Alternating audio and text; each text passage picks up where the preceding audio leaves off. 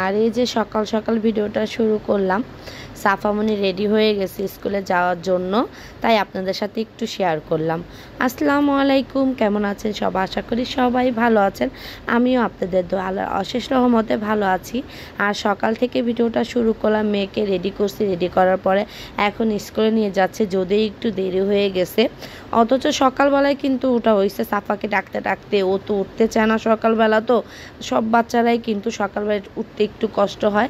উঠায়া তাড়াতাড়ি মনে করেন স্কুল রেডি করতে অনেকটা দেরি হয়ে যায়, মানে ওকে রেডি করতে দেরি হয়ে যায়। জামা কাপড় পরতে হয়, একটু ঢিলামি করে, একটু ভাল লাগে না, কোলে করে নিয়ে যাও, আমাকে কোলে করে ব্রাশ করে, এরকম করে। ওরকম করতে করতে অনেকটা সময় দেরি হয়ে যায়। তারপরে রেডিমেডি তো করছি, করার পরে এখন তো মেয়ে দেখতেই পাচ্ছেন টুকটুক করে হাইটা হাইটা যাচ্ছিল। এখানে অনেকে মানে অ্যাপার্টমেন্টের কাজ চলতেছিল, মিস্ত্রিরা বাইরে কাজ করতেছিল, আমাকে বলতেছিল ভাবি আমাদের একটু ভিডিও করেন, তাই ওনাদের একটু ভিডিও করলাম, একটু শেয়ার করলাম। যাই হোক, ওইখানে মেয়েকে স্কুলে দিয়ে আসার পরে এখানে কিন্তু আমি নাস্তা বানাইতেছি, কেননা তাড়াতাড়ি নাস্তাটা বানাতে হবে। সাফামণিকে আবার নাস্তা দিয়ে আসতে হবে। নাস্তা দিয়ে আসতে বলতে কি, ও তো আর নিজের হাত দিয়ে খেতে পারে না, আমার আবার খাওয়ায় আসতে হয়, টিফিন আবার দিয়ে দেয়। মানে এখানে ওকে দিয়ে আসার পরে টিফিন বানাতে মানে অনেকটা দেরি হয়ে যায়। একে তো থাকে না গ্যাস, কারেন্টের চুলায় নাস্তাটা বানাই। যদিও রান্নাটা আমি একটু কম করি, এখন সাফাকে স্কুলে দেওয়ার পর এখন রান্নাটা আমি কম করি।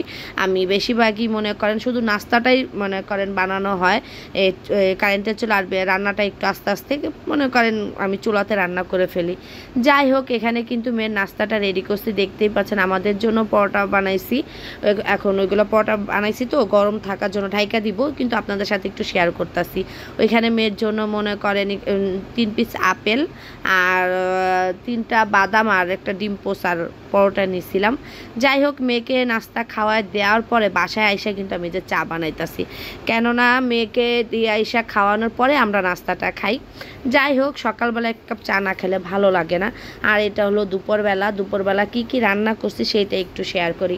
রান্না বান্না করছি ওইটা আর শেয়ার করি না, দুপুরে খাওয়া দাওয়া করতে বসছি সেইটা শেয়ার করতেছিলাম।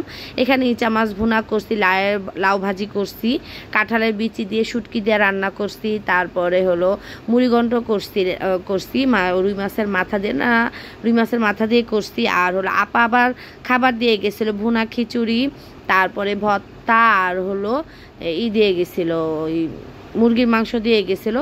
যদিও মুরগির মাংস মনে করেন এগুলো আমি কিছুই খাই না, কেননা সাফামণি বাবা খায় ফেলছে, ওদেরকে আমি আগে খাওয়ায় রেডি একেবারে মুছায় রাইখা তারপরে আমি খাইতে বসছি। এর জন্য বলতেছি থাক একসাথে রাত্রেই খাবো, এখন আর খাবো না, রাত্রে একসাথে সবাই মিলে বৈশা খাবো।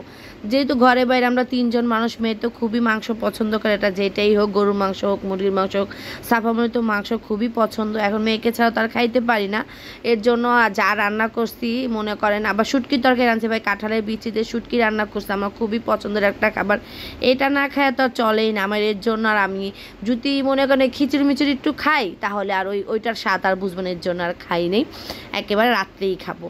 আর এটা হলো বিকালবেলা মেয়ে ঘুমায় গেছিলো। এমনিতে তো ঘুমায় না প্রচুর, নিজে মানে সকালবেলা উঠে না, সকালে স্কুলের জন্য যদি উঠে তখন ও নিজের থেকেই ঘুমায় পড়ে, তবুও 4টার পরে ঘুমায়, 4টার আগে আর ঘুমায় না। বিকালবেলা ঘুমাইছে, তাই আপনাদের সাথে একটু শেয়ার করলাম। ঘুমাইলে ভাই পুরো ঘরটা ঠান্ডা থাকে, ঘর জিরাইতে থাকে, ঘর বলে আমি অনেকটা জিরাইতেছি ভাই, আর একটু বেশি করে ঘুমাক, মানে ঘরে মানুষ আছে কিনা বোঝা যায় না ঘুমাইলে। আর জাগ না থাকলে ভাই যত বেশি বেশি কথা বলবে, আর এত দুষ্টুমি করবে, আর এত ঘর নোংরা করবে বলার বাইরে। ঘর প্রচুর নোংরা করে আমার মেয়ে, বিশেষ করে ঘর আল্লাহ জ্বালায় রাখে। যাই হোক, এটা হলো সন্ধ্যার পর সাফার বাবা আর আমি একটু বের হয়েছিলাম, ফার্নিচারের দোকানে গেছিলাম। ওইখান থেকে হাঁটাহাঁটি করে শনি একরাই গেছি। ওর বাবা বলতেছে আসেনি, আম বের হয়েছে, ফজলি আম বের হয়েছে, খাইতে ভালো না, ভিতর দিয়ে কীভাবে কেমন জানি মনে করেন গইলা যায় এরকম। আর আমরুপালি আমের তো সিজন, মানে এটার সিজন চলে গেছে, এখন তো ফজলি আমের, তারপরে মনে করেন আশ্বিনী আমের চল, এখন আর কি করা। তারপরও শনি একটা খুঁই যা ওর বাবার জন্য এই যে আমরুপালি আম পাইছি একটু কাঁচার ভিতরে। ওর বাবা বলতেছে একটু পাকার ভিতর মিষ্টি মিষ্টি আম খাবো, দুধ দিয়ে ভাত খাবো, এর জন্য আমি বলতেছি আচ্ছা ঠিক আছে। যেই আম সাইজগুলো দেখালাম এই আমগুলো যখন রূপালি আমের সিজনে 50 টাকা 60 টাকা কেজি আনছি, এখন এই আমগুলো শুনলে অবাক হয়ে যাবেন ভাই 250 টাকা কেজি আনছি। 200 মনে করেন 280 টাকা চাইছে, ওইখান থেকে আমি 250 টাকা কেজি আনতে পারছি। আর মেয়ে আসার টাইমে বইলা দিছে, যাওয়ার টাইমে বলছে যে আমার জন্য বার্গার নিয়ে আসবা। তারপর আম কিনছি। সাফা বাবা আবার ওইখানে দাঁড়ায় দাঁড়ায় পিঠা খাইছে, চিতই পিঠা খাইছে, ওদের জন্য বার্গার কিনছি। যেহেতু ভাগ্নি আছে সাফা আমি 3 জন, তাই বার্গার কিনছি। আমি আর পিঠা খাই নাই, যেহেতু বার্গার খাবো আর পিঠা খাই নাই। তবুও ভাই বেলপুরি খাইছিলাম ভাই, এত ঝাল এত ঝাল, ঝাল খাইয়া আমার মুখটা পুইরা গেছে এরকম অবস্থা। মানে আমি কিন্তু ঝাল প্রিয় মানুষ, কিন্তু ভাই বোম্বাই মরিচ উপরে দিছে না, আমার জিভলায় লেগে গেছে আর ঠোঁটে লেগে গেছে, আমি আর বাকিগুলো খাইতে পারতেছিলাম না। তারপর বললাম ভাই পার্সেল করে দিয়ে দেন, আমি বাসায় যেয়ে খাবো। বলতেছে আচ্ছা তাহলে ঠিক আছে। যাই হোক, আপনাদের সাথে শেয়ার করলাম সকাল থেকে সন্ধ্যা পর্যন্ত কি করলাম সেটাই আপনাদের সাথে শেয়ার করলাম। ভালো লাগলে অবশ্যই একটা লাইক দিবেন, আমার পাশে থাকবেন, আমাদের জন্য দোয়া করবেন, আমরা যেন ভালো থাকি সুস্থ থাকি, আর আপনাদেরকে যেন নতুন নতুন ভিডিও উপহার দিতে পারি। আবার দেখা হবে নতুন ভিডিও নিয়ে। আল্লাহ হাফেজ।